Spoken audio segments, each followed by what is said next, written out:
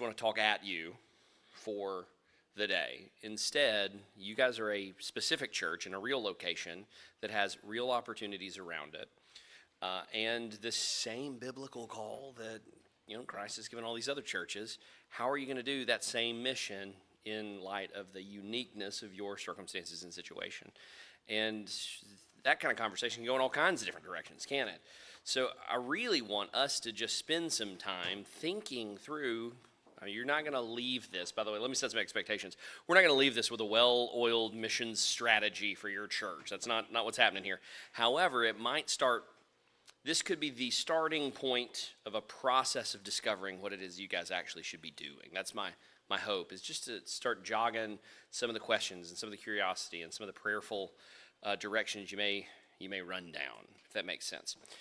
But we can analyze a bunch of things.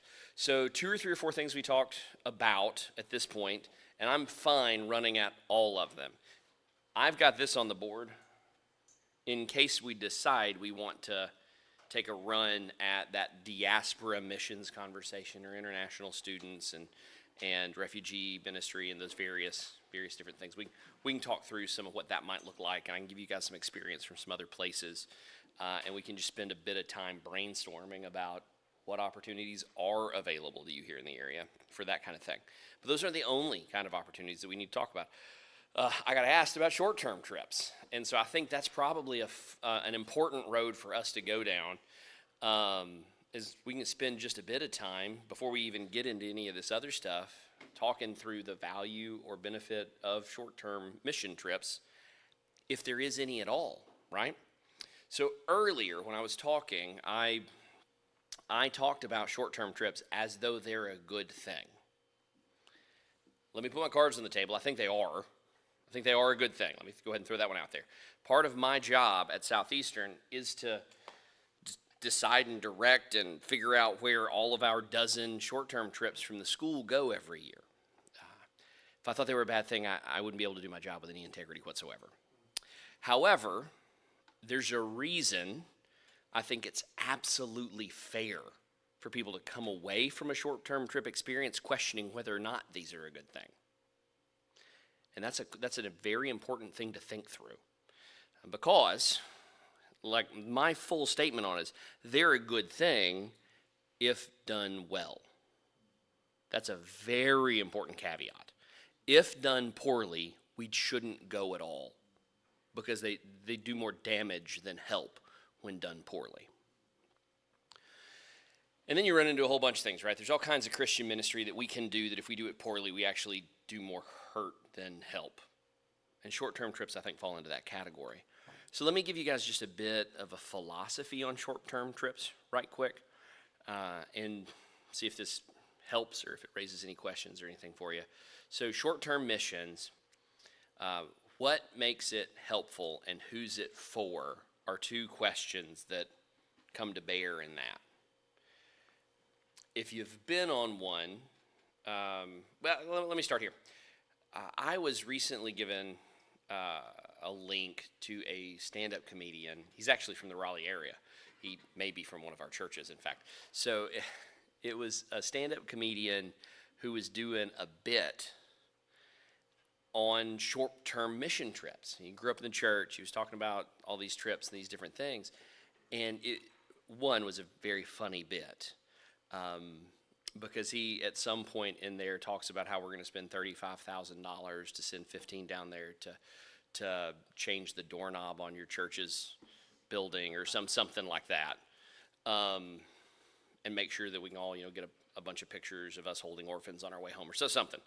It was a really funny bit. The problem is why it's funny, right?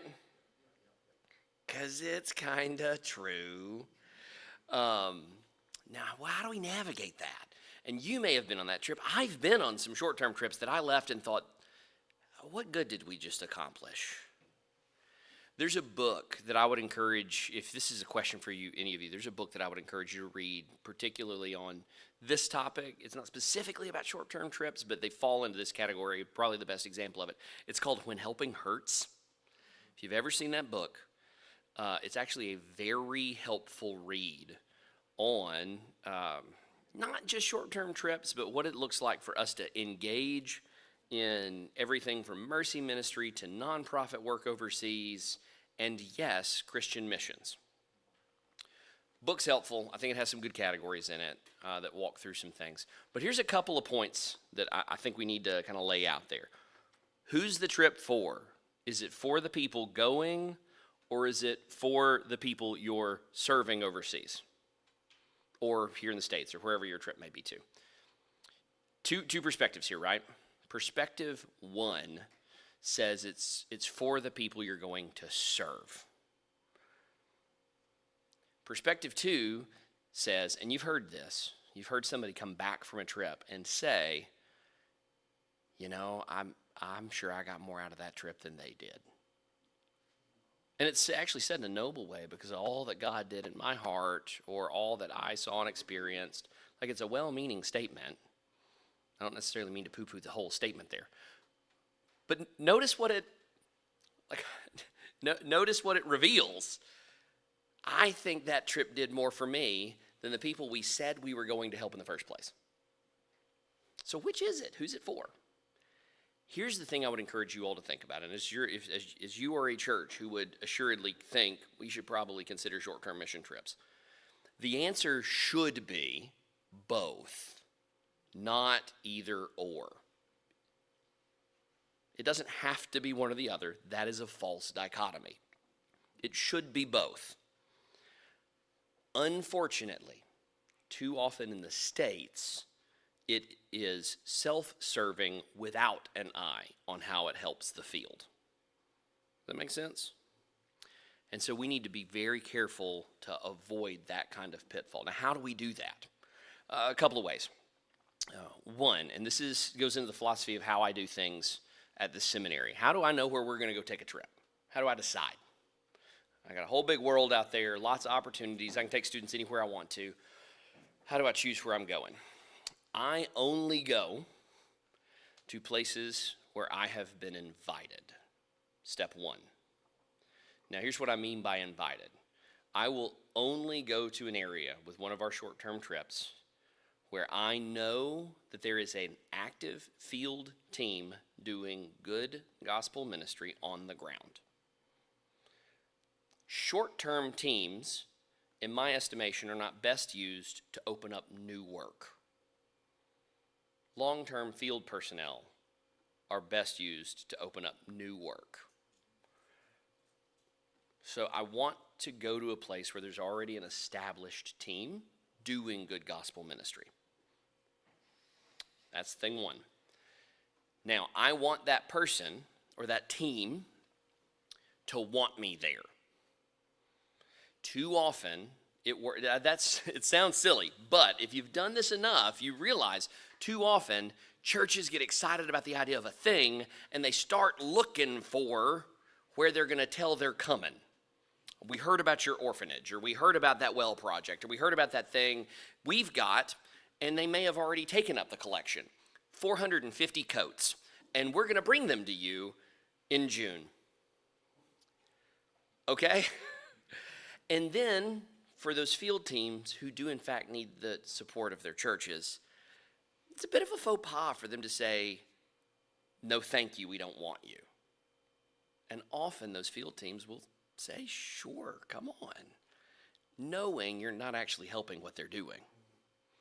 You see the dynamic that can be at play there? Go ahead. It's funny that you say that because when we were in the Faroe Islands last month, Yeah? I was talking to this the couple I was telling you about at lunch, Uh-huh. and I said, hey, are you guys open to church partnerships? And the husband was like, yeah, sure, what do you want to do? And I was like, who am I to tell you what we want to do? I don't know anything about the work that you're doing right now. So, yeah, it surprises me none that he'd say it that way. And here's why. Let me give you a bit of the insider baseball. As somebody who was on the other side of this for a while. Missionaries on the field all joke about having to babysit certain kinds of short-term teams. Like that's a thing. And it's prevalent enough that that's often when somebody approaches them about a partnership. And this might be, if you guys as a church are kind of running into some roadblocks with missionaries, it might be bad past experience with folk that were wanting to dictate what they were going to come do. And so different churches mean different things by the word church partnership. And if what is meant is we've got a wonderful plan for your ministry, if that's what's meant, then it's not actually a welcome idea, right?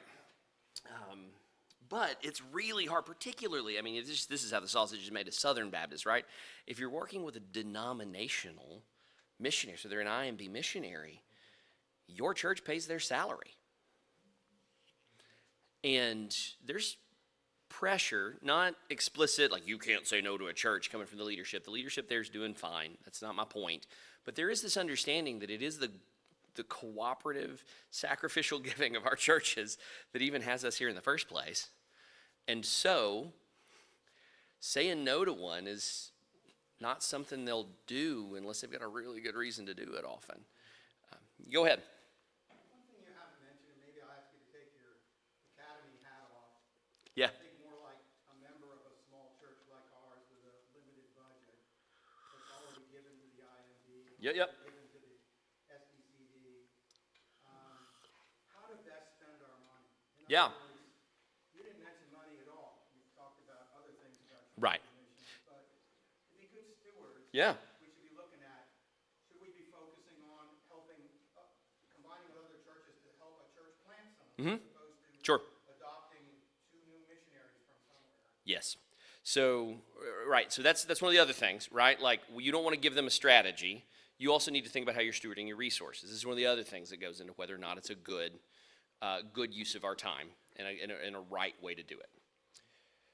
So, it costs $35,000 to send 15 people to fill in the blank place.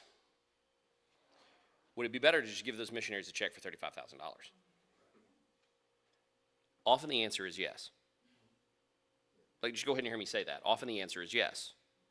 This is why the field setting the strategy matters. Let the field tell you how they need to be served.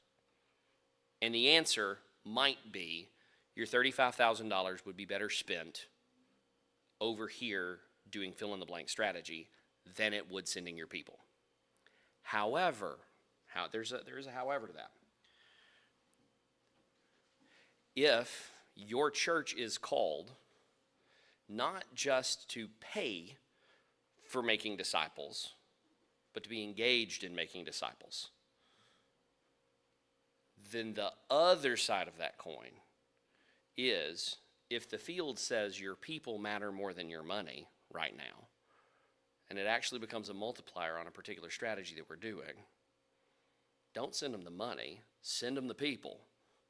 So how do you know when? Good partnerships with the field. That's how. Honest partnerships with the field. You've got to have the kind of relationship with some field places. And now the moment I say that, right, so this kind of starts getting into the equation. Do you help both? Yes. Is it better to send money or is it better to send people? The field knows. Let the field help you set that strategy. Well, how do we do that? Well, you have to have the right kind of relationship or partnership with the field. So it starts kind of aiming down to what you all need to do as a church to engage in it, right? You've got to be able to develop those kind of partnerships with certain areas on the field. To do that, though, means you can't serial date in missions. And we all know churches that do that, right? We've been to 22 different countries in the last 5 years.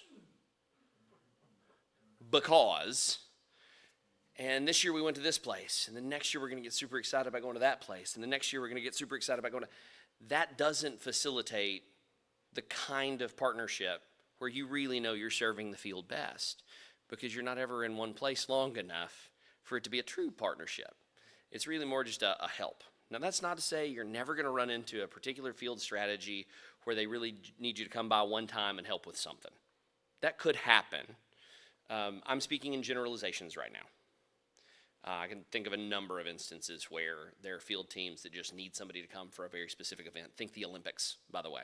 The IMB strategy during the Olympics was very much all hands on deck. Any church that wants to come, we have very set out things, and we need as many human bodies we can get as possible to come help us with the efforts that we're doing.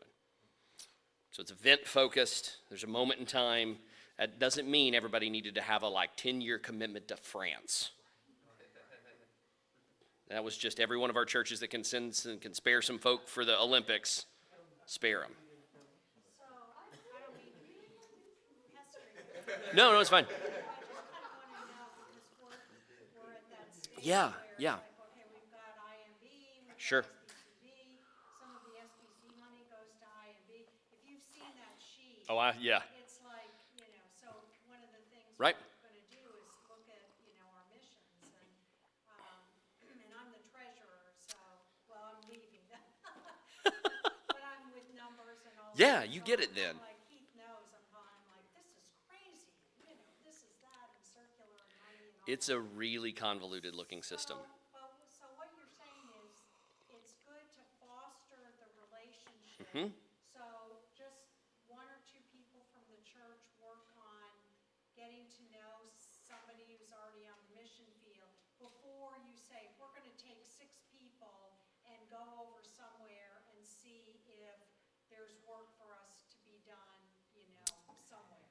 Yes. To the way you worded that, I'd say, yeah, I think that's probably a better way to go with that. Kind of the relationship first with Yeah. somebody who's boots on the ground, Yeah. doing the work. Yes. Rather than turning it into a school field trip. That's right. I think that's right. I don't mean to be derogatory. No. That's often what it turns into, though. That's exactly right. Yeah. Exactly, like a little vacation or something. Mm-hmm. Like that, right? Absolutely. So you're getting it. That's exactly what I'm saying. So creating the kind of partnerships with a church. Now here's so hyper specific then. There's 2 ways to create those partnerships. This is actually getting some into what I'm going to talk about tomorrow. There's 2 ways to create those partnerships. One, find those missionaries you're already supporting financially. That is your IMB missionaries. This is a Southern Baptist Church, by the way, who need reinforcements. They need more church partnership than they have. There are a number of them that are actively trying to develop partnerships. It's easier said than done to find the right fit. But it's an option.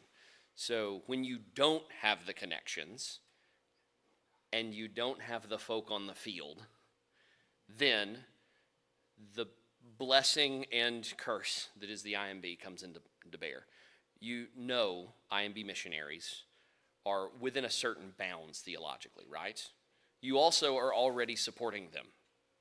They are already your missionaries in the financial sense. So they're there, they're yours. Many of them need stronger and more regular church connections to be able to engage in some of the strategies that they employ. Do they let IMB know? Mhm. Okay. Yeah. So maybe that will be our first outreach? And has been, is my understanding. That's how some of these conversations are already starting to happen. So yes. Now, there's another way to get those partnerships. This is the better way, by the way.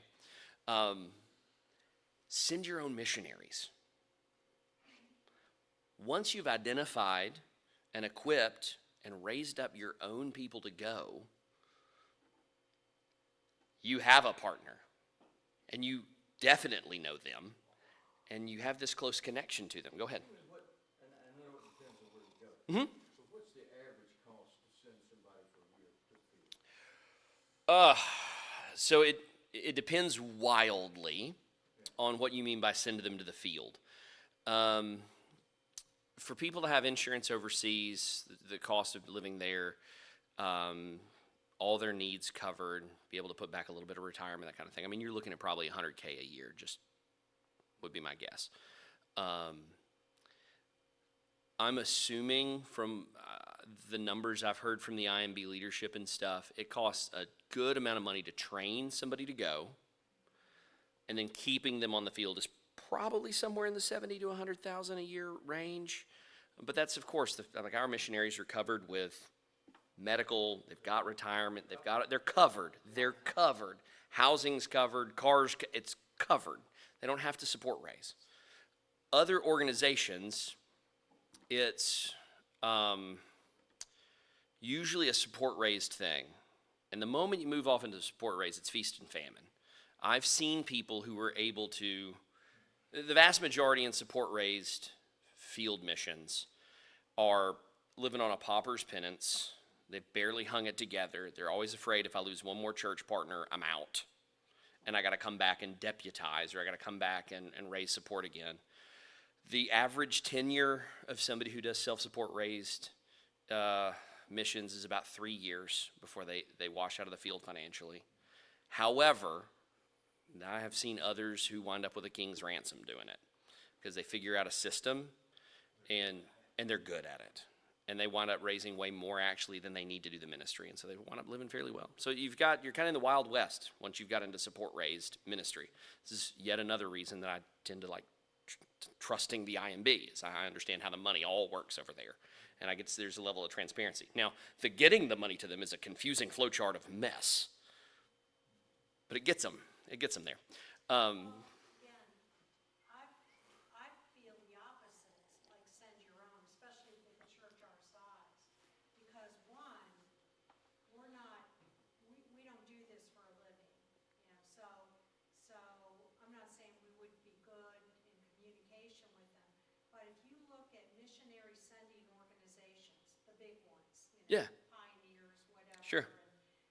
They're putting away for 401ks, for health insurance, for training, if there's problems on the. Oh, I see what you're saying. Okay. Yeah, so to send like one or two people. That's not what I'm saying. Okay. I mean send them through your structures. Okay. I don't mean pay for them. Oh, yeah, no, let me clarify that. Oh, yeah, no.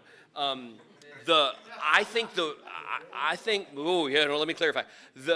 I don't want you to leave here going, we need to find a way to pay for these people on our own. You don't. You're Southern Baptist. You don't have to pay for them. You're already paying for them. And so that's not what I'm suggesting. Financially, I wouldn't suggest you try to pull up your own money to pay for them. Can I piggyback on that? Yeah, hit it. What you're saying is if you send them, you're not only paying for them, you get to choose them instead of some dude or gal that quite frankly you might disagree with on every level. Yeah, sure. humanly speaking. Might or might not. Mhm. But like you said, in general, there's a certain theological range. Yep. And the real cash is sending. Mm-hmm. Yeah, that's exactly right. When I say sending, though, I mean through the structures that we have in front of us, right?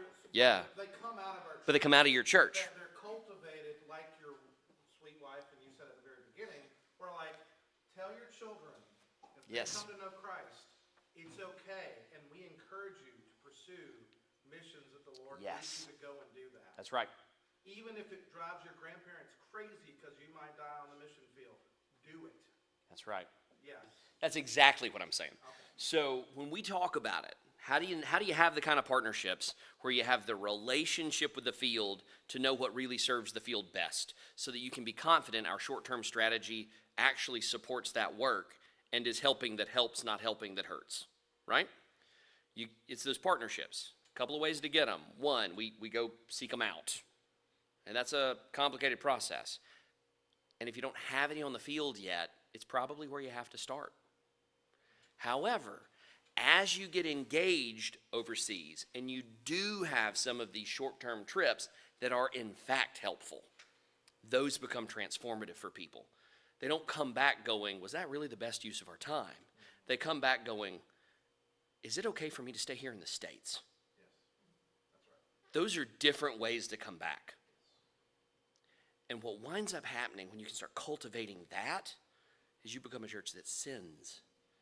Not just a church that supports those whom other churches have sent, which is a good thing. But when you can turn a corner to sending your own, then you have the tightest of partnerships. And it becomes a game changer. Now we're sending our short-term teams to so-and-so who grew up in our child care, right? Not only that, but if you're sending the missionaries, the long-term missionaries, you're gonna have the relationship with them that lets you know what they need on a short-term basis. Exactly so. Your honesty And they're going to be honest. transparent, that they're That's right. gonna tell you, yes, we need that. That's exactly so. We don't need it. They won't feel bad telling you no. Because it's It's just like your kids, right? They won't feel bad telling you no. And so it creates that level of honesty and transparency that really makes that work well. And again, I don't necessarily mean to just sound like I work for a Southern Baptist entity. Keep that in mind. But the fact that the IMB is a pathway for us to send, where we don't have to find some way to come up with $100,000 a year and worry about their insurance and worry about their retirement and all of those kind of we don't have to do that. And even with some of those other big organizations like Pioneers, most missionaries raise support and have to put that money in through Pioneers to cover that stuff. Field personnel with the International Mission Board don't have to raise their support. We're raising it for them. And so that's how that whole process works. Go ahead. Heath and I and somebody else were at the Pillar Conference recently. We went with a young man for breakfast. I won't name him, but his goal was to get to Japan as a missionary. Yeah. And after talking about how long it was going to take to learn the language Mm-hmm. and stuff, I came away with, this can't be the best way to evangelize Japan. Wouldn't it be better to have a Japanese Christian who knows the language, Sure. the culture? Now, maybe that's an impossibility. Maybe there aren't any of those walking around. But I mean, it seems to me, I like the concept of sending somebody to Yeah. their own church. But it seems to me that culturally, linguistically, et cetera, et cetera, et cetera, it's better to have a native evangelize their people, and we support that Sure. as much as we can. So it is, by the way, better when you have one. There's a couple of things that make that much less practical than actually getting somebody over there and it taking 3 years. Odds of you finding a Japanese Christian that is now going to move back as a missionary to their home country is going to take you longer than the 3 years it would take them to learn the language. That's the thing you got to keep in mind. And Japan is an area where we've had enough connection with them that there are some Japanese Christians in the States. That's much less true of places like Pakistan or any of the stans, really.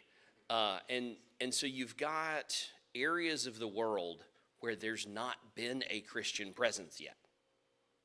Or it was 600 years ago. And because it was 600 years ago, just hoping somebody who already speaks that language will do it is probably a pipe dream. Until, this is Romans 10, right? How are they going to hear unless someone is sent? That's what Romans 10 tells us. And we watch Paul leaving the area where he knew the language and heading off into other areas. Now, he was using a lingua franca. Don't mishear me here. I'm not wanting to suggest to you that Paul was learning the local language in every place he went to. I don't think that's what he was doing in that instance. The Roman Empire was a bit of a different animal than we find ourselves in today. However, the pattern and practice we see in the New Testament is the church sending out people from among their group, because that's how multiplication happens. Now, if you all in your church have somebody who happens to have that background, by all means send them. If you don't, and you don't have one readily available, waiting around on one is certainly not the best strategy, right? Something I'll add, and you can correct me on this too, depending on what it means, but a lot of when IMBers are sent to different countries, the goal is not for them to stay there forever. Like if a local church is planted there, Mhm. they're gonna pull out. Yeah. So a lot of the places they are being sent are places where there is no evidence of a local church. Now, Casey, this is a great point. So the way the missionary task works, let me go. This is good. We might get to the diaspora stuff, we might not, but this is all super. It's all connected. It is. It's all connected. The IMB in their training has a document called Foundations. I would encourage you guys you can download a free PDF of it. It's about 80 pages. It's kind of their manual on what it means to be a missionary. I'd encourage you to read it. It's actually very helpful. They've got a thing in that manual they refer to as the core missionary task.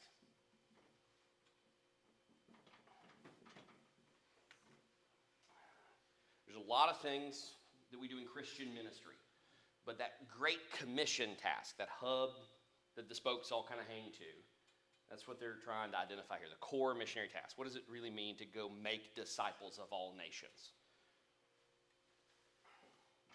They break it down into 6 major phases. And they define them each, and they define them well, and you'll notice some areas like, where does that happen before that, or does that, you just have to read it to understand how and why they got it the way they have it. Entry, evangelism, discipleship,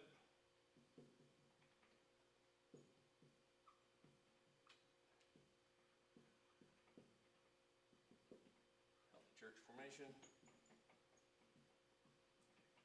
leadership development,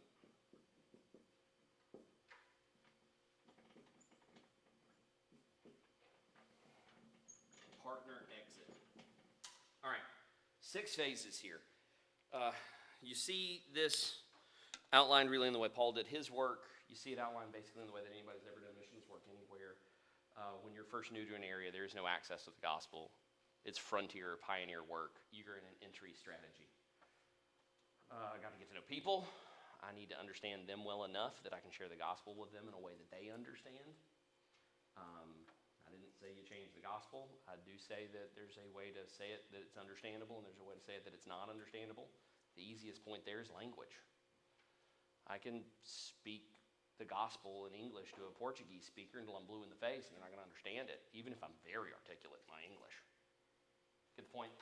So entry is work that we have to do. Of course, I talked about this already, the priority of proclamation in the mission of the church, right? It's evangelism. So we're evangelizing people because there are no Christians here yet. Then, as Christians happen, there's the process of go and make disciples of all nations, baptizing them, teaching them to obey all that I've commanded. We'll talk about this tomorrow. There's this kind of lifelong process of discipling them in spiritual formation to full maturity in Christ. This can't be done apart from the local church. And so in an area where there are no churches, the goal, one of the main goals of missionary work is the starting of new churches. We don't have them yet. There's no such thing as a churchless mission in the pages of Scripture. It's not how it works. So we're deeply concerned about there being churches in location. Now, we're starting to get somewhere that can have its own sustained presence, right? We're getting at the spot where if the missionary left, the church didn't. And that's huge. That's super important. Because once we get here and we're raising up people into leadership, they can start their own churches. They can do their own evangelism. They can do their own discipleship. This process can go on without the help of the missionary. And then we enter into a phase where we partner and exit. Easiest example of this one of our earliest fields as Southern Baptists, we entered about 150 years ago. It's Brazil. Brazil has, after the United States, probably the most well-built out Baptist convention in the world. It's evangelical, it's conservative, it's good folk. It basically is modeled after the Southern Baptist Convention. Whether that's a good thing or a bad thing, it's a conversation for another time. But they have their own national mission board like we do. They have their own international mission board like we do. When I served in West Africa on the field, I was actually serving alongside 4 Brazilian missionaries from the Brazilian Baptist Board that was there because 150 years ago, Southern Baptists had sent missionaries to Brazil. How weird is that? But that's the thing working the way it's supposed to work, right? And so we hit a point where we do, in fact, want that Japanese Christian because he's going to do a whole lot better job of this than we will. But somebody's got to hit the beaches first, right? And that's the idea of frontier missions at that point. It's getting it to where it hasn't been named. Paul, I read the scripture earlier, right? Paul talks about not wanting to build work on another man's foundation. The point he's making there is there are still places and peoples who've not yet heard or accepted. We need somebody there. And then when there's enough of them that they can do it on their own, I probably need to be somewhere else. And that's the idea there. Yeah, so that's that, right? Is we eventually partner and exit. That's what Casey was talking about. And hopefully we've now got a partner in the work. And where there was one, there are now 2. Where there was just Southern Baptists serving with the International Mission Board in West Africa, now the Brazilian Baptists have joined us in the work. These are great questions. I love this. I can do this all day. So that's short-term missions. I do think there's a role for it. I think we want to do it well, though. We got to be super cautious to do it well. One of the ways we do it well is making sure the field team leads in determining what we do and how we do it and why we do it. We need to let them be the driver's seat on what happens. But when they say to us, no, it would really be good if you'd send 8 to 10 people over here, then let's let it be good. And then we know that we're actually helping the field. And when it's done well like that, we're more likely to see people come back to our church not thinking, was that the right way to use our time and our money? But instead, why do I need to be over there too? And that's just a different way to come back, right? But if this is the kind of work that's going on the field, then I think you're a long way to having the kind of partner. Like, these are the kind of partners that I'm going to want to look for, if that makes sense. Ones who see this is what we're doing over there. Any other questions? Maybe you can go back to your regular scheduled program. Where are we in the schedule at this point? I'm so off. I don't know. When do I need to shut up? I have it ending at 3, but I'm not gonna like, Okay. All right. everybody shut up for the day. You got like 45 minutes. Do you guys want to take a break, though? We just went for like 45 minutes. You may need a bathroom break. Grab another one of those delicious cookies back there. Cause he just got here, so. Yeah, those brownies look good. You can go all out. All right. Okay. All right. If we're good to go, And if somebody let's. needs to go to the bathroom. Yeah, that's right. You're always up here. Let's talk Diaspora stuff here in town then. Could you define that first? I can. I've never heard that word. I would love to, in fact. So Diaspora, ironically enough, is a Bible word that anthropologists stole from the Bible. Let me stick it on the board for you.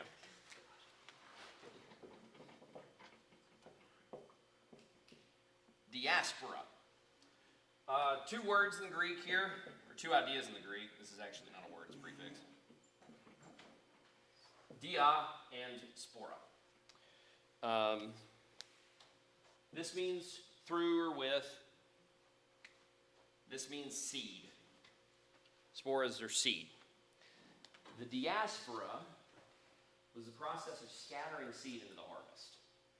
That's what the word means literally. Now, why do anthropologists use it?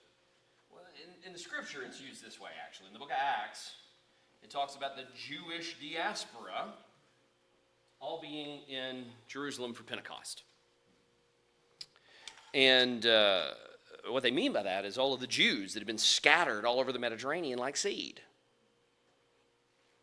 So now you can see why anthropologists use the term, right?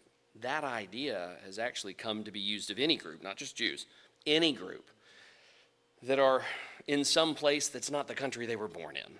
They're part of that country's diaspora. And so we talk about the African diaspora. That's a whole continent. But you can talk about the Nigerian diaspora. Or you can talk about the Indian diaspora, South Asian Indian diaspora. And that term then refers to all these different migrant communities wherever they may be in the world. And so we now have diaspora populations kind of all over the world. And you'll see in certain cities some really pronounced diaspora pockets that show up. Easy example here. I'll give you a couple of them. Washington, D.C. Dearborn, Michigan.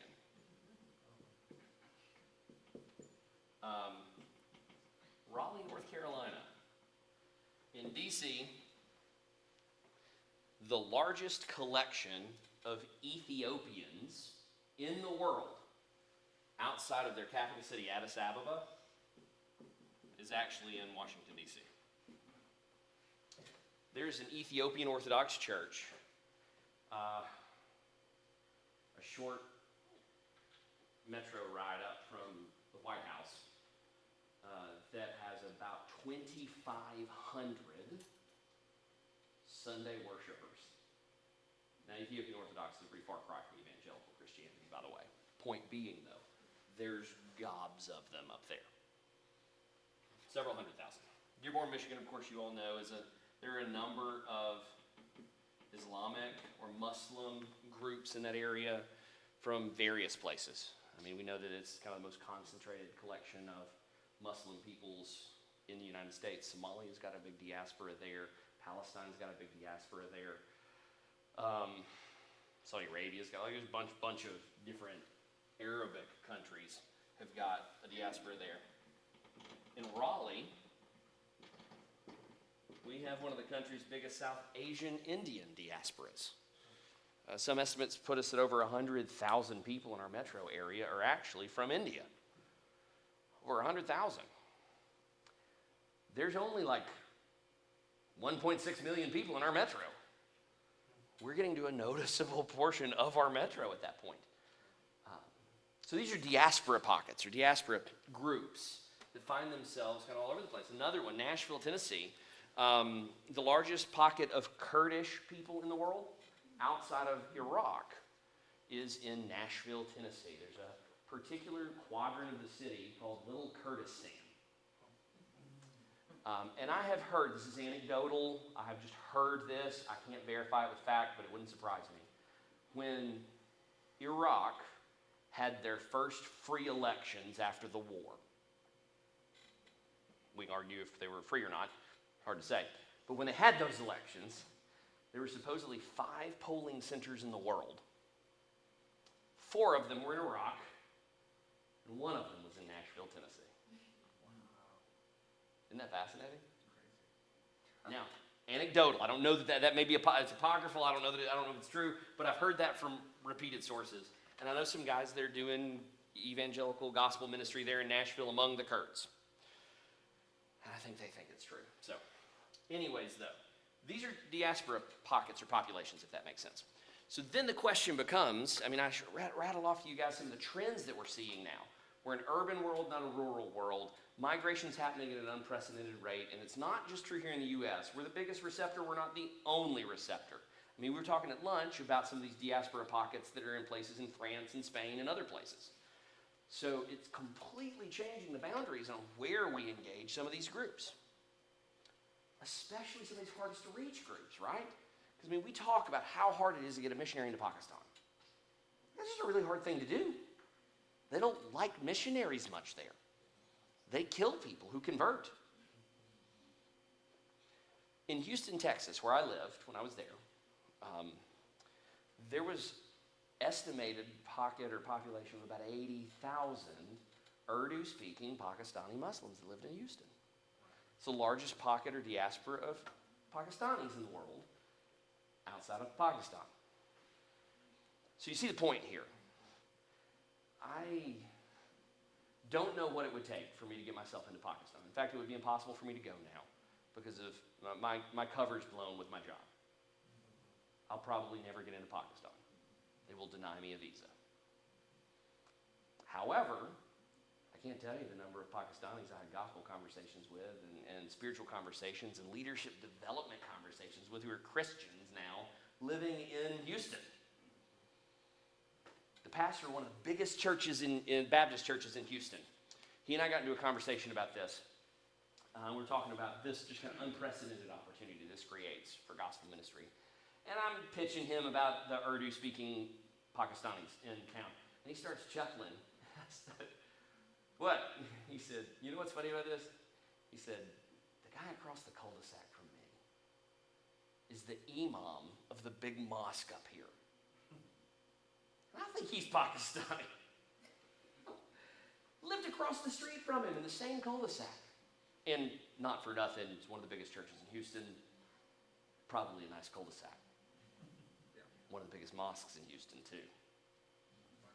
Nice cul-de-sac. So you see how this is, it just changes everything changes now. What do we do with that? How do we take advantage of this opportunity that's sitting in front of us? And again, policy conversation needs to happen, sure.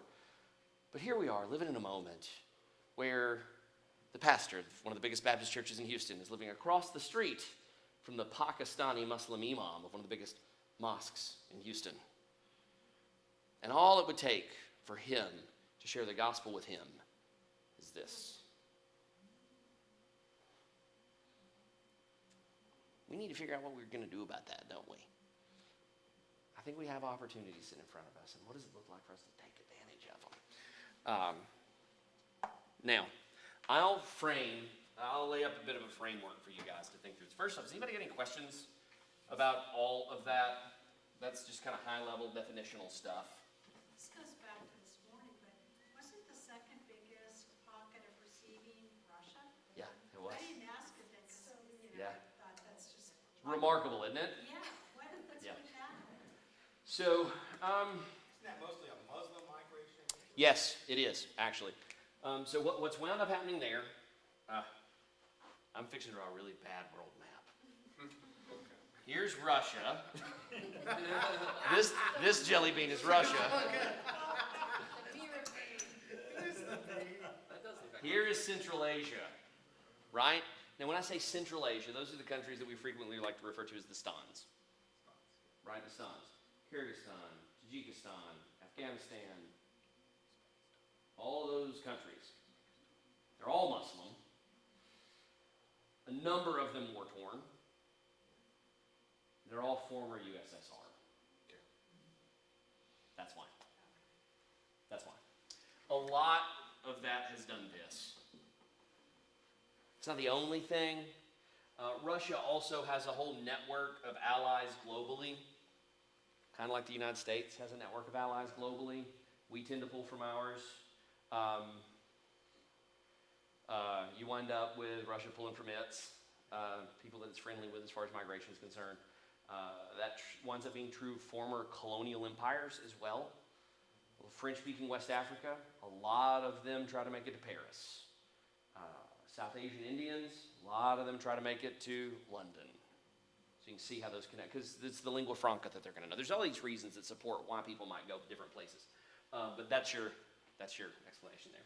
That's a great question.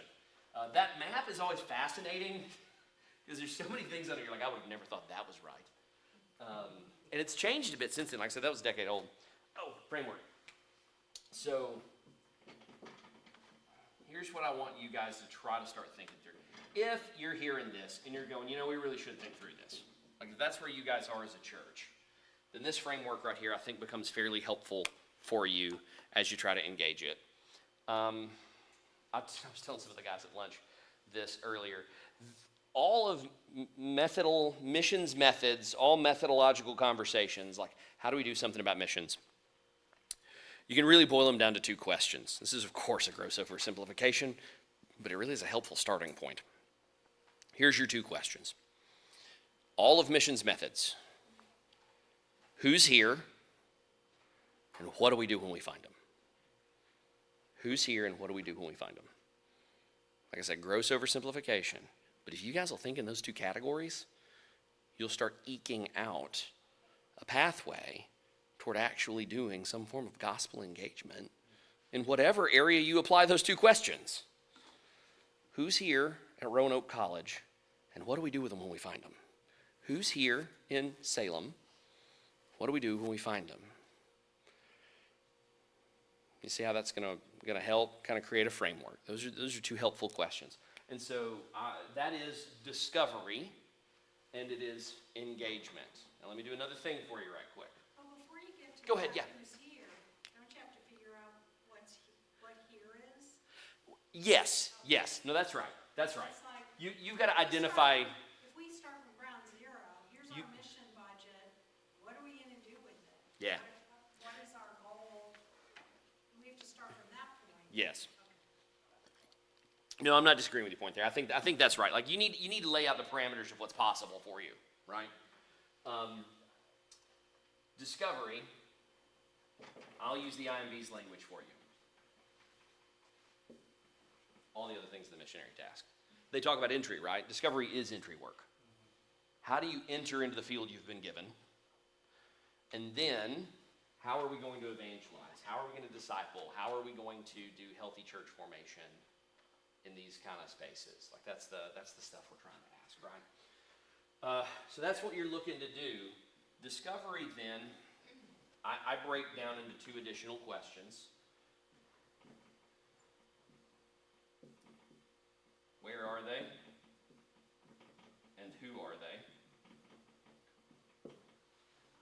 Now, by who, I don't just mean, oh, they're South Asian Indians. I mean, what do they believe? What do they value?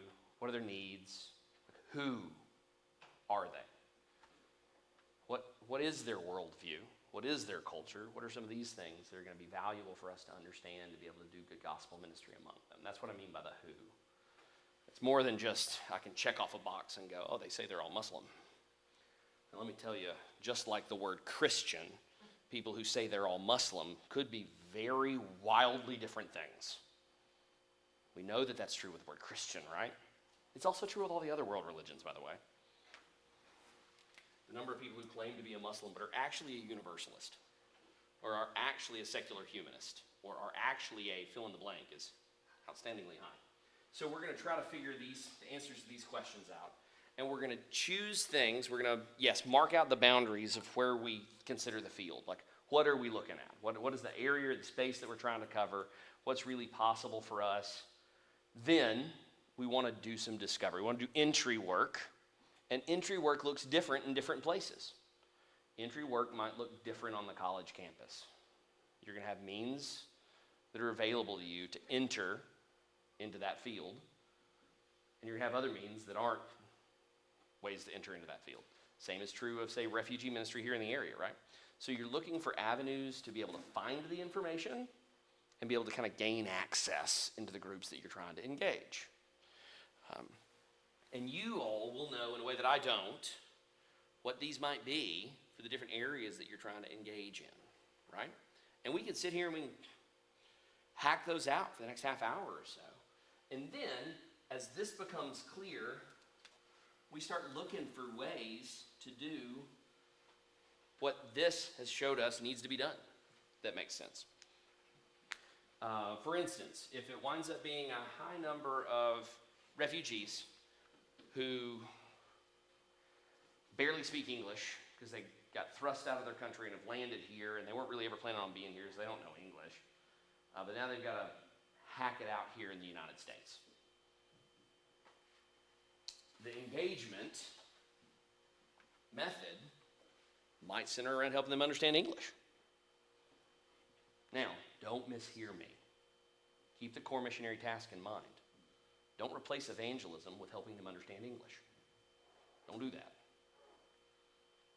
But help them understand English and evangelize them, because now you're helping them understand English. See what I'm saying? So don't replace the pieces of the missionary task with some good thing they need. That's not what we're saying there.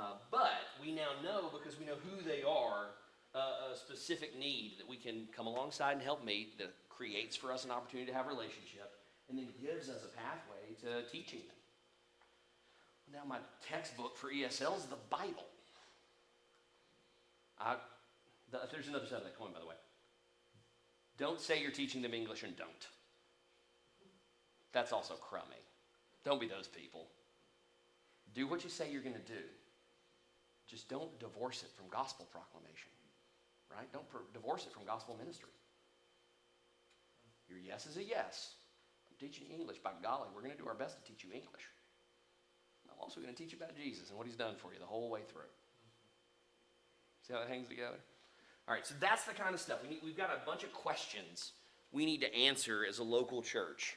And then we start coming up with the strategies, the methods, the things that those questions demonstrate we need to meet, all within the biblical parameters of the mission we've been given. So the realm of the categories of things we do, they're all filtered through the lens of Scripture about what the mission of the church is. So we're going to engage in whatever it is that is the mission of the church, but we've got potentially limitless number of techniques and tactics and strategies that we can employ to engage in those particular tasks. And then for you all, the questions, where do we start discovery? Who are the people we need to talk to? Where are the places we need to go? And that, with Diaspora missions, just looks as diverse as locations that need it. Now, with this framework in mind, let's see.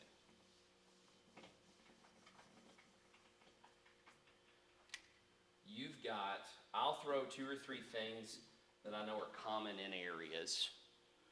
And you guys may say, oh yeah, we've got that. Or you may say, nope, that's not us, but we do have this. So we can start a conversation that way. It's already been mentioned, it sounds like you guys have some of it in your area, but a refugee resettlement agency. If you have a refugee resettlement agency, that means a number of things when it comes to refugee ministry. They're going to be resettling in the area near you. It also means, because there's a refugee resettlement agency here, there are key apartment complexes or things like that that have made a formal agreement through that refugee resettlement agency to house refugees. Refugee resettlement is concentrated. It's not dispersed. They don't just scatter them into whatever open apartment they can find. Those are agreements that are made. And so you'll find an apartment complex that is a refugee resettlement complex. And of course, that is an outstanding third space. That's a space where you can engage in gospel ministry as long as you're welcome to be in there, right?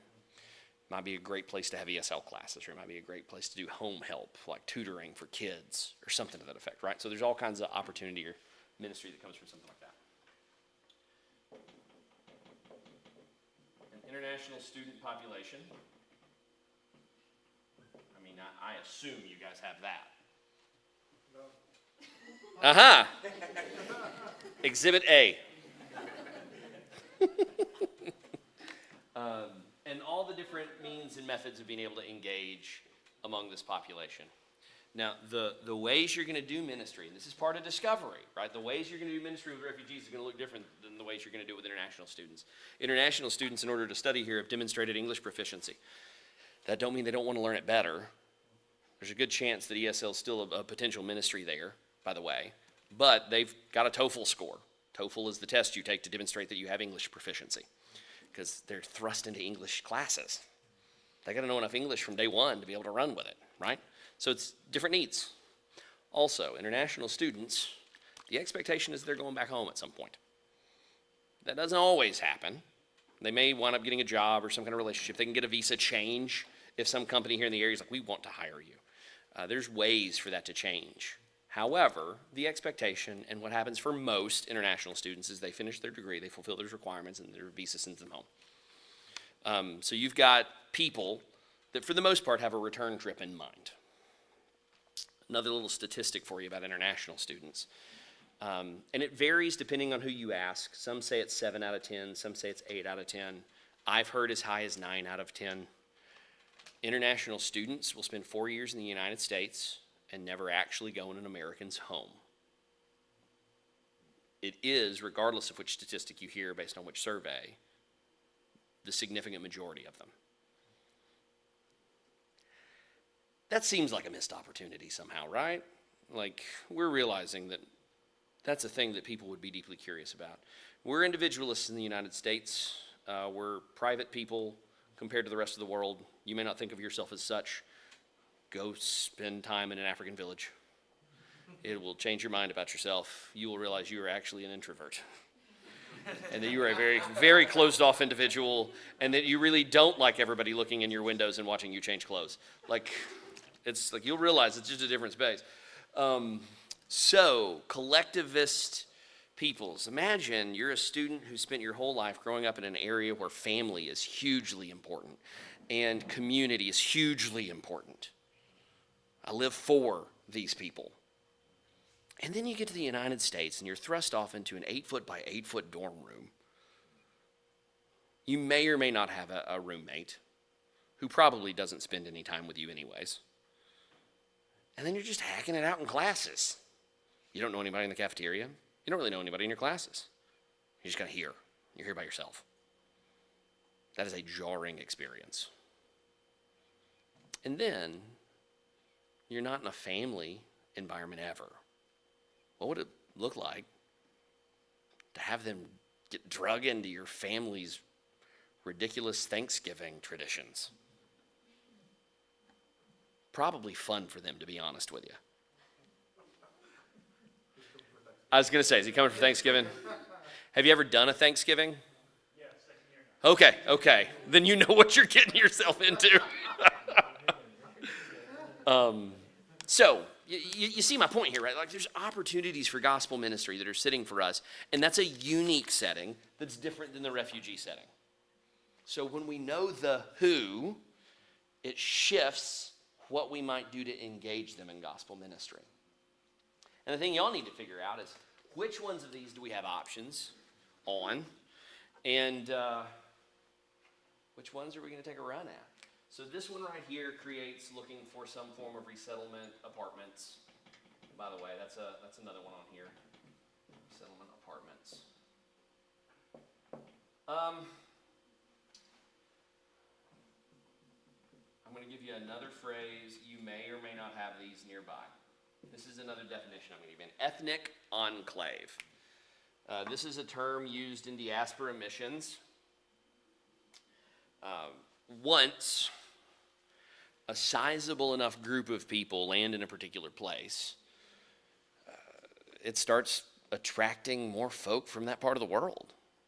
It just makes sense, right? This is why D.C. has so many Ethiopians.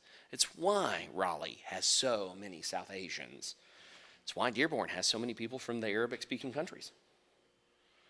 Because you land here, and you realize this place is different, it's foreign, I don't have relational ties or connections or anything here, but man, if I can just get there, there's an entire support network for me there. Friends, family, I may already have family there. And so ethnic enclaves wound up developing. This has been a thing in the United States ever since we had the Statue of Liberty, by the way. This is what Little Italy is, where we go to get the really good pizza when we're in New York, right? That's what Little Italy is. So these. Yeah. We got some strong feelings on the pizza, huh? I got it. I'm reading you loud and clear there. So that idea, right? Like that's been a part of America from like the get-go. Here's the difference. Now they're not just in gigantic urban centers.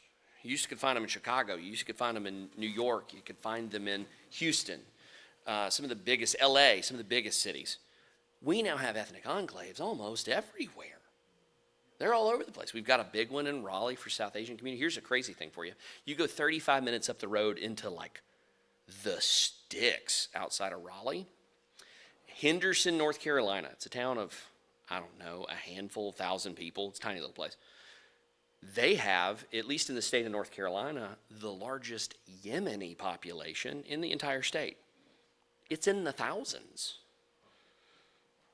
Now, if you're from Yemen, you guys have seen the news. People from Yemen aren't very liked. Outside of Yemen, that is. They tend to hide. Now, don't mishear me. Not hide as in they're waiting to have a sneak attack. These are people that have fled persecution. But they still wear that label as being Yemeni in an area that doesn't know what it means to be Houthi or not. So they're not going to be very public. But they got a little mosque in the back of a furniture store off Main Street in in Henderson. And they need Jesus. They also own a string of gas stations up and down 85, for what it's worth. But point being, these enclaves, they're cropping up everywhere nowadays.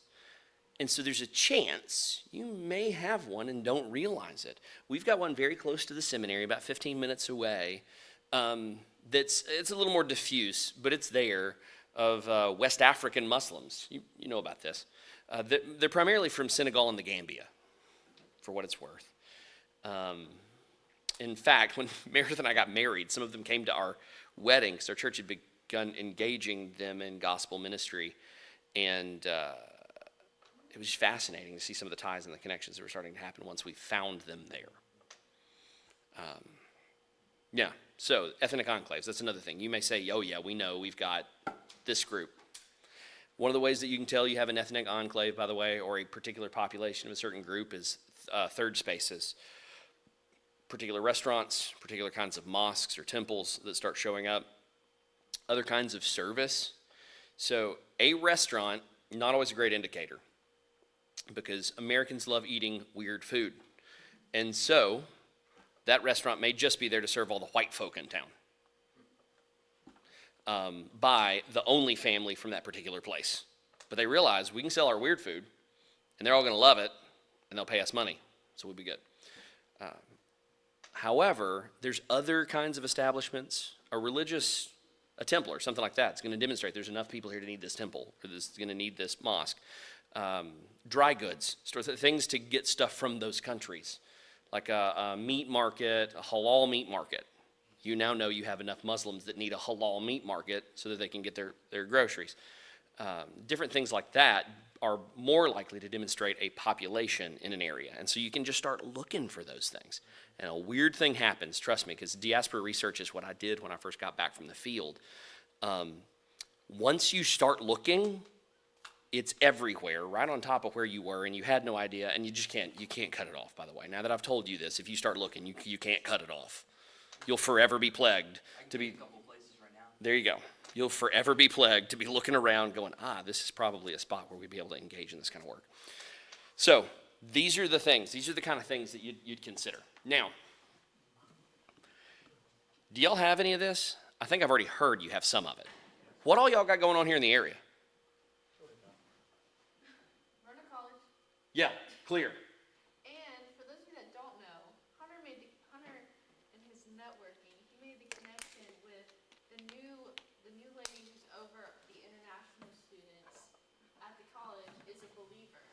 And we've Right started on. some conversations with her as to how best to connect, if there are ways to connect. We're still in the brainstorming phases. And then Victoria, one of the Run a College students, she's the vice president of the international student, or international, is it international? It's International Club, International Club. I'm not in it. Lame. He's like, I don't hang out with those people. It's the International Club. And she also lives in the dorm, the international student dorm. Like Global Village, they call it. Yeah, they call it the Global Village. So that's Right. one. So that they have a global village. Yes. Yes. So that's low-hanging fruit, by the way. I just moved here recently, but the town I lived in Florida has a college, Mm-hmm. and they have a really good women's basketball team, and a lot of their women are from Africa.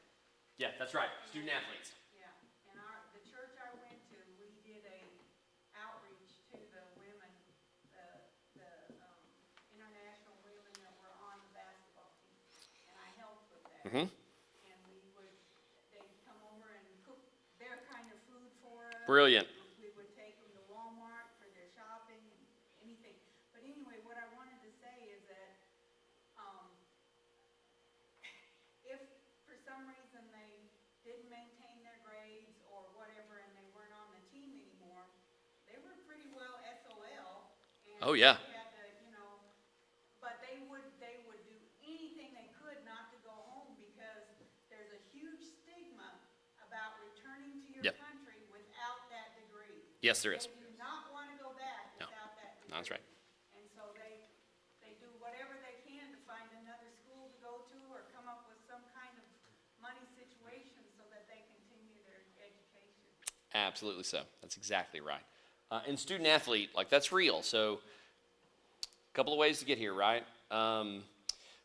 In some insider baseball for you here on how colleges and universities work. Depending on what conference you're in, as an academic institution, you have X allotment of scholarships you're allowed to afford or give out to people.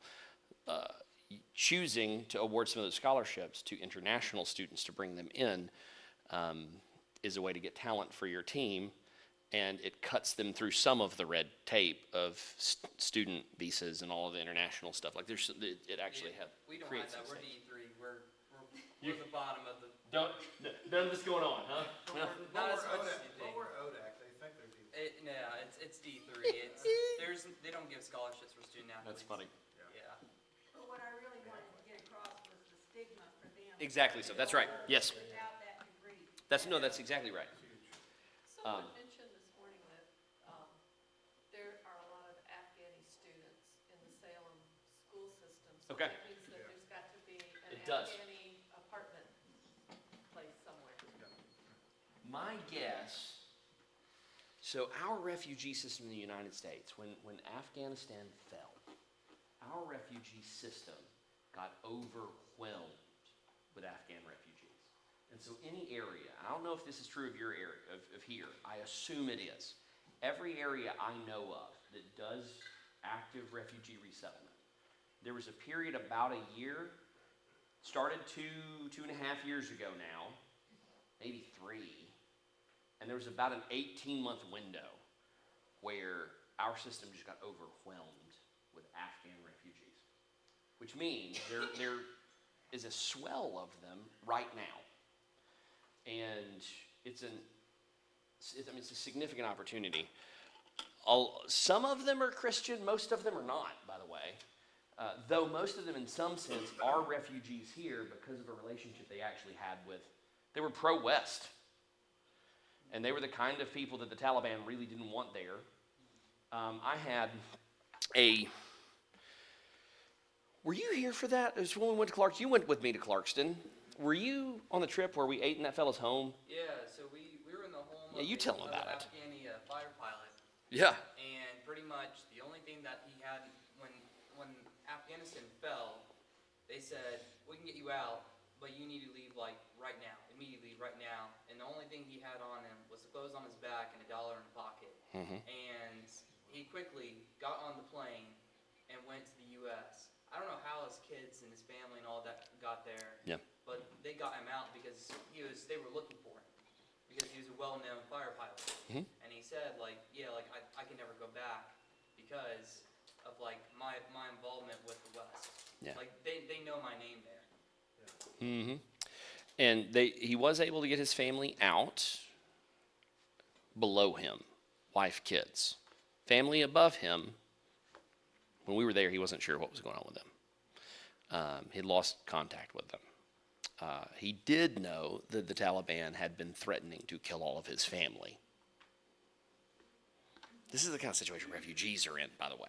It's a different setting. They've, by virtue of being a refugee through the system, lived a pretty different life than we have. And that was his experience there. He's Muslims can be, but he was part of the pro-American Afghan forces, and he was a fighter pilot in their military. And now at the time, I don't know what he's doing now, but at the time, he was working on an assembly line in a factory here, making basically minimum wage, because that was the job he could get.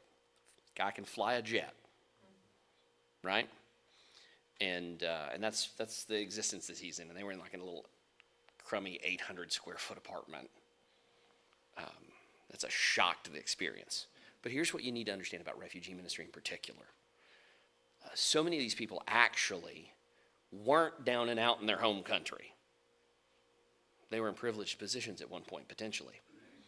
And now they find themselves here in an absolute life upheaval. You said it once in class. People think like they're coming in droves because they want to be here. Actually, Not a lot of refugees. people, quite frankly, don't want to be here. That's right. They were forced out. They had to Yeah. come. And this is the only place where they would get the visa access and get approved. Yeah. That's often true of refugees. Refugees usually didn't want to be here. They would have preferred to have stayed at home. They would have preferred their country not to go to war, or something to that effect. The point that I want to make to you about refugee ministry, and one of the reasons it's a particular moment of physical and emotional need in the life of a family. And it's a moment where we can be uniquely Christian, right? Like we can go in and we can provide stability where there is none. We can provide hope where there is none. And we can demonstrate the gospel in the process and share the gospel in the process. And you find people in a moment where they're questioning everything they've ever known. And so there's a moment here in refugee ministry that is really significant. That's true to a lesser extent to an international student. They're questioning a bunch of stuff too, but not with the level of trauma and urgency that usually surrounds being a refugee, for what it's worth. So if you have a sizable Afghan population here in the area, it's almost certainly a recent development from that refugee crisis. And if so, there's a good chance they're all in one or two of the same apartment complexes, and it might be something that you could engage with a level of intentionality. That's a great insight. Go ahead, Casey. When I was thinking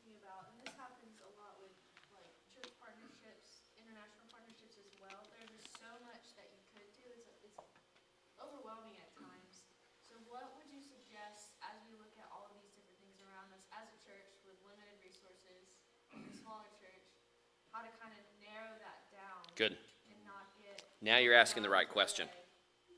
What should we do? So, discovery, this is a great question, is actually two-pronged. You're trying to discover not just like the where you're planted, the field that you're called to, but you're also trying to discover the resources that you have as a church. And this gets back to the point you were making earlier, right? Discovery needs to look inside and it needs to look outside. You all as a church need to look at your church and say, what have we got to bring to bear on this? Part of that's money, not just money. The biggest part of that, in my opinion, is human resources. And human resources are not just bodies to fill a spot in an event. They are that, but they're not just volunteers. What ties do you already have as a church? What relational connections do you already have?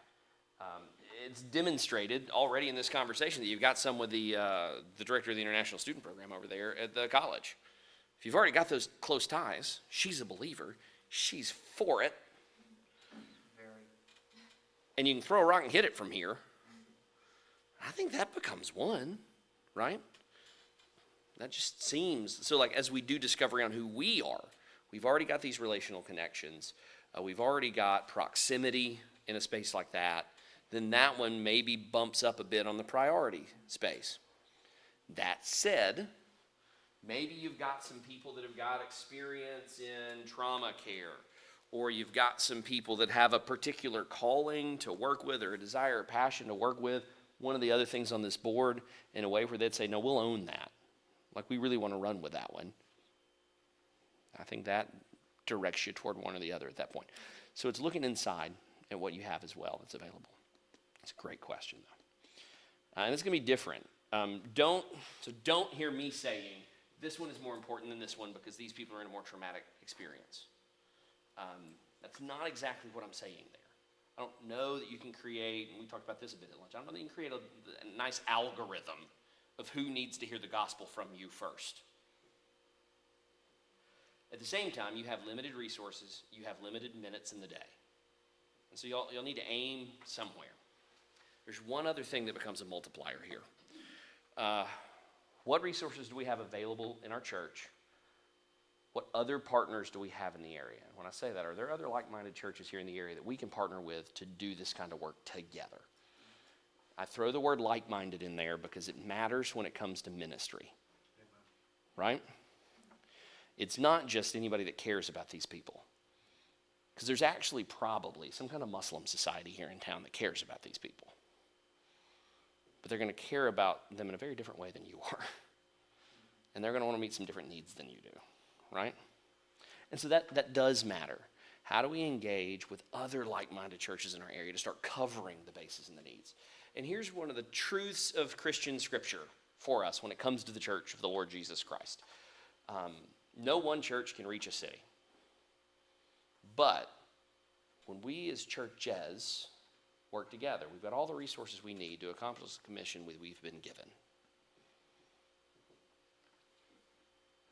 And so that close connectionalism that we find in Scripture between local churches, this is Paul's letters, his correspondence. They're all talking to each other. They're taking up collections together. Some of the churches are sending people to join Paul's missionary team. He's sending people back to other churches. So there's this shared load of work that means we can accomplish more than any one local church can do, right? And so when you start looking at your area, you realize the needs here for gospel ministry outstrip what our church can do. And that is true no matter where you live, by the way. That's always going to be true. I think in ways I do feel that even like with international students because it is like, I mean, a lot of colleges are like this. You know this probably, that there's subgroups in college. Oh, yeah. Right? I mean, when thinking about from athletics, degrees, international students, other kinds of different, pockets. So like trying to understand how to minister to international students, but also other areas, key areas that we want to minister to. So let's say like athletics. Yeah. Right? Like the football team or something like that. or we have like a Tuesday night group that meets, how to either ingrain or to minister to them another way, especially with our limited resources. Like that, I think that's the thing that I'm curious about. Like, how do you do that? Yeah. He's talking about a dinner we had in August. Oh, okay, okay. Helpful context. Well, no, well, not just that, but like. Well, that was our introduction to the football team. Right. It's their first year. Got it? And Hunter organized it. Okay. Great job. And, but a lot of the church, we were in charge of tables. Yeah, sure. There were like 13 tables. And That's got to be an all hands on deck kind of thing, right? It was, and it was great, But that's like that was a lot of people. So Yeah. then we also international students, which is another Yeah. probably 100 people and plus. So how to will we focus like on events for the international students or on I'm just curious. Can I throw something out that Hit you it, said man. much? Talk about the gospel and see who sticks around. So, I think that's, because Yeah. I'll be honest, the That's- competition for other collegiate groups are, let's all be buddies, y'all. And there's a lot of that, all be buddies, y'all. yeah. And you start talking about Jesus and you get serious about Jesus and start having serious Jesus conversations. I keep hearing you say that. Yeah. And that for me will take that 100 down to maybe 2, if any. Potentially. I It mean, does. Really, depending on, Yep. but No, see, you're exactly right, Heath. I think, so that's my answer, by the way. In gospel ministry, don't lose the word gospel. In gospel ministry, gospel becomes the filter, if that makes sense. Now, what that requires is us talking the gospel a lot, because you got to do it all the time if you're going to use it as a filter. It gets moved in where we tend to put it in our ministry relationships. Here's, well,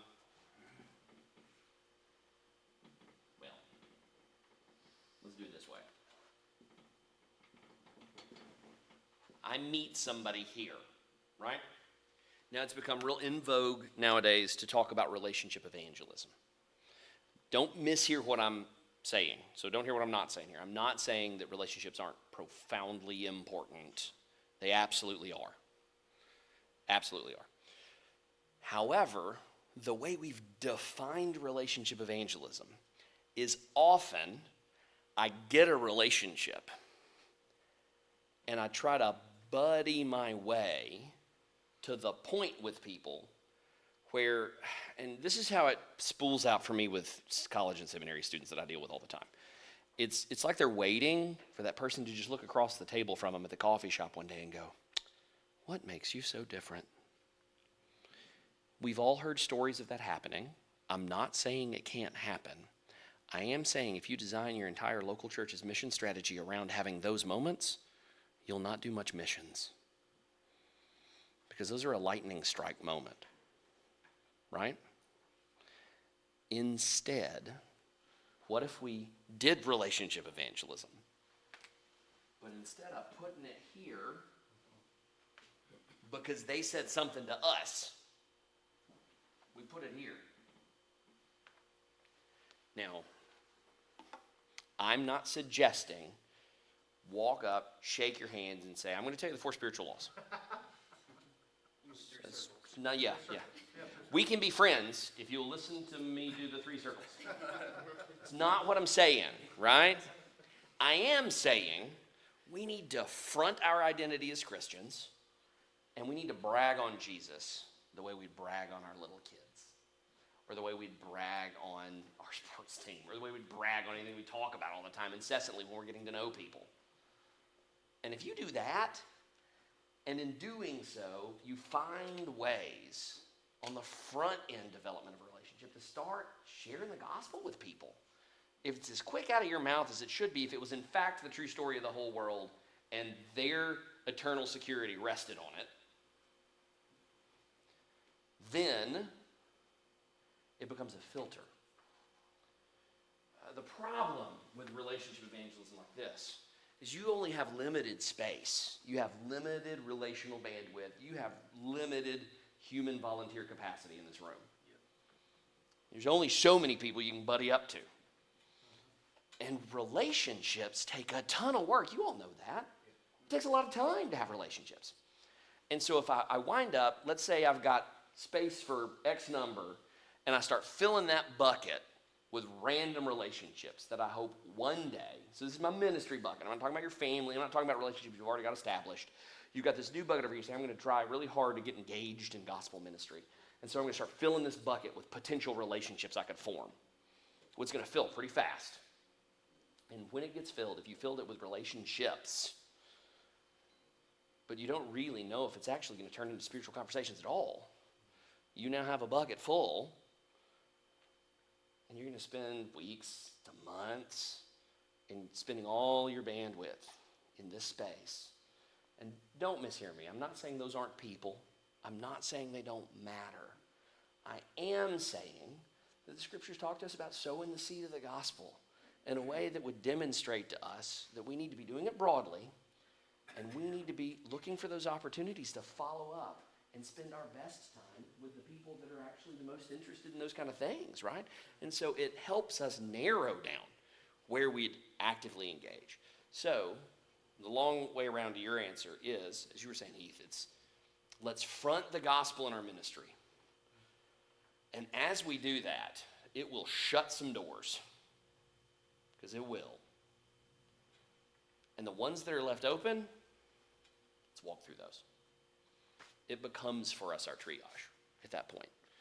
It may shut all of them on you at first, but that just means we turn to another spot and we start looking for opportunities.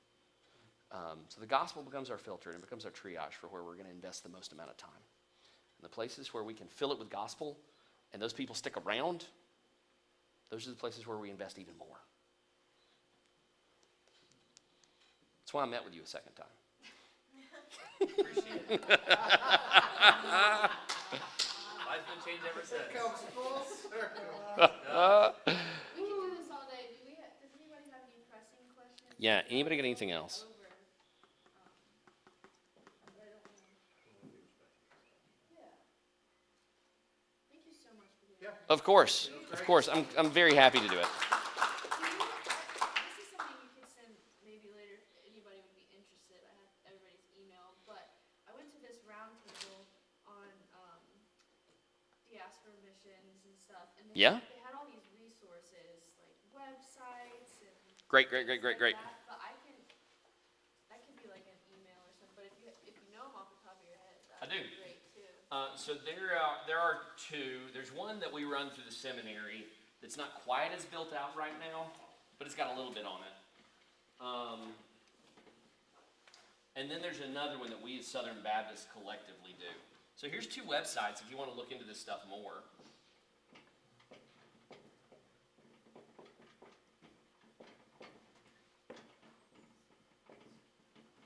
Here's one. This is the seminaries. By the way, this is ran through our mission center at the school. And then there's this one.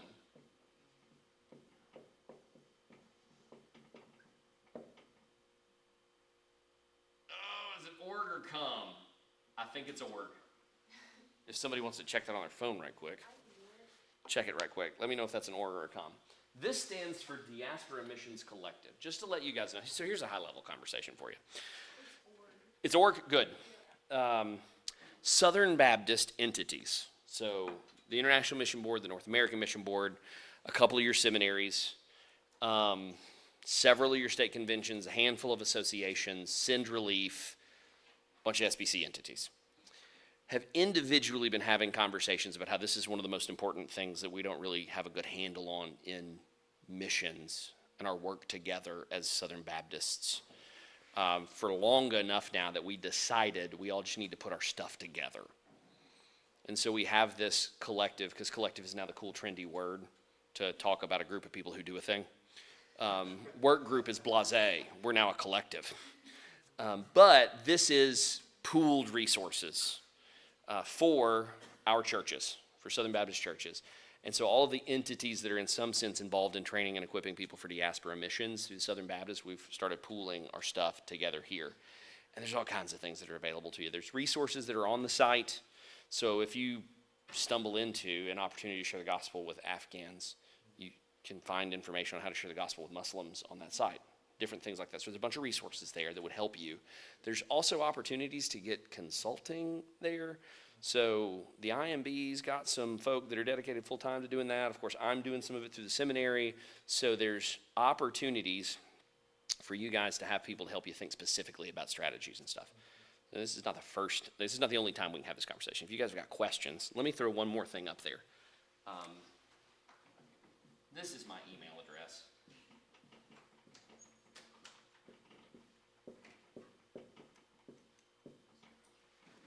If I can help, let me know.